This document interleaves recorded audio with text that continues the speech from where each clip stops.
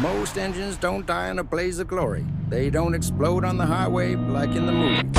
They die a slow, silent, expensive death. They die because of what you did last Tuesday and what you're gonna do tomorrow morning. You see, there are invisible habits, things you do every single day that are quietly shaving years off your engine's life. You think you're driving gently, but you might be poisoning your oil. You think you're warming it up, but you might be stripping the cylinder walls bare. You think it's fine, right up until the check engine light turns into a $4,000 repair bill. Stop falling for these 11 traps. And don't miss number 1, it's the biggest trap everyone falls for. Today, we are exposing the silent killers lurking in your daily commute. Number 11 is blindly trusting auto start stop. This is controversial, but hear me out. For city driving, auto start stop is fine because modern cars have electric water pumps to keep coolant flowing to the turbo even when the engine is off. However, physics is still physics. If you've just done a high-speed highway run or towed a heavy trailer, your turbo is hotter than that little electric pump can handle. If you pull off the highway directly to a stoplight, turn the system off. Let the engine run. The oil flow cools the internal bearings much better than the coolant jacket on the outside can. Trust the system in the city, but override it after a workout. Number 10 is neglecting the air filter. You check it, it looks a little gray, so you leave it. Bad move. A compromised or cheap filter lets in dust. Dust is silica. Silica is harder than steel. When dust gets into your cylinders, it creates a grinding paste with your oil. It essentially sandblasts the inside of your engine, wearing down the piston rings and destroying compression.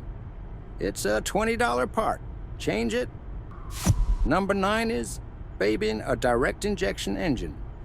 If you drive a modern car like a grandma 100% of the time, you're inviting trouble.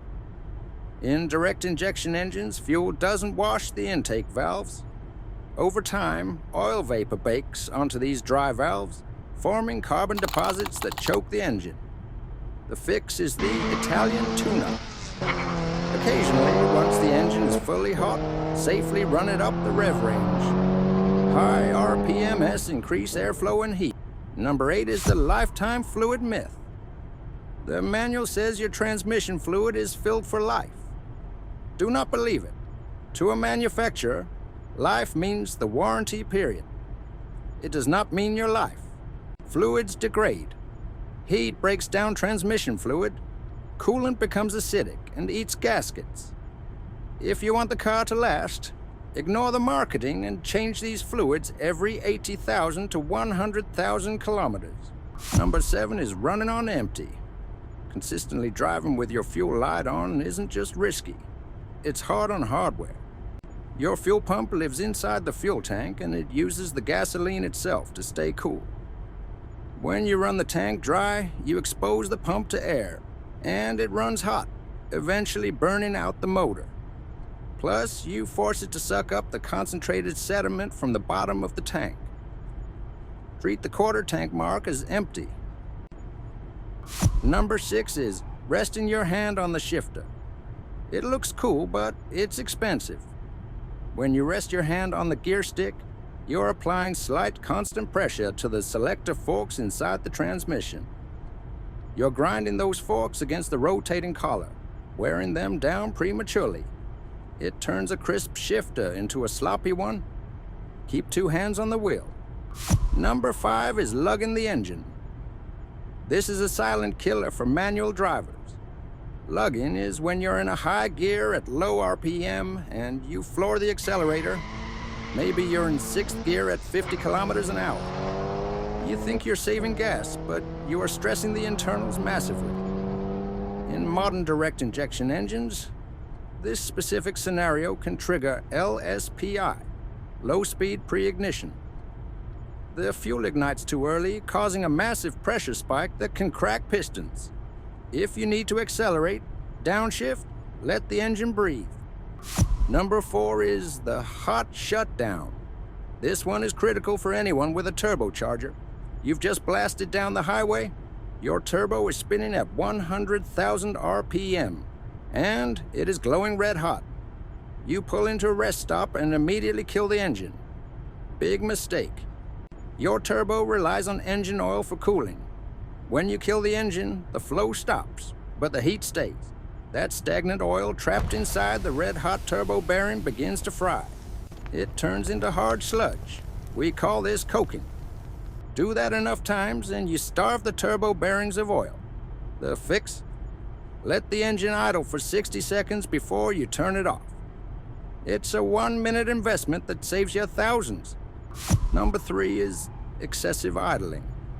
This is the opposite problem. It's winter, so you start the car and let it sit there for 20 minutes to warm up. This is old-school thinking, and in a modern engine, it's destructive.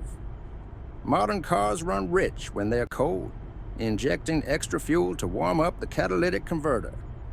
If you just sit there idling, the engine warms up slowly, and that extra fuel washes the oil film right off the cylinder walls. This is called bore wash. You are stripping lubrication right where the rings need it most. The fastest, safest way to warm up a modern engine is to drive it gently. 30 seconds of idle, then go. Number 2 is the short trip. The single biggest enemy of your engine's longevity is the 5-minute run to the store. You think you're being gentle because you aren't driving far, but you're actually creating a chemical weapon inside your oil pan. Here's the chemistry. When your engine burns fuel, it creates water vapor.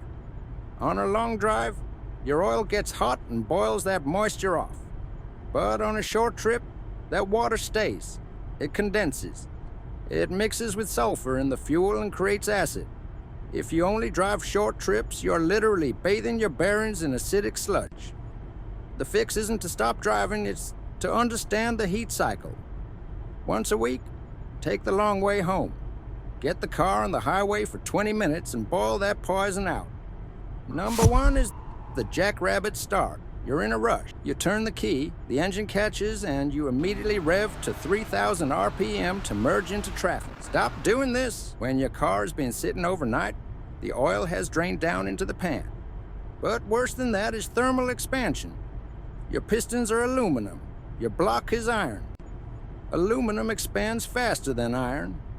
If you rev a cold engine hard, the pistons heat up and expand before the cylinder walls are ready.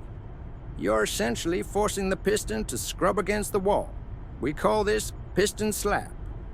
Give the engine 10 seconds after starting to build oil pressure. Then keep the RPMs low, under 2,500, until the temperature gauge actually moves.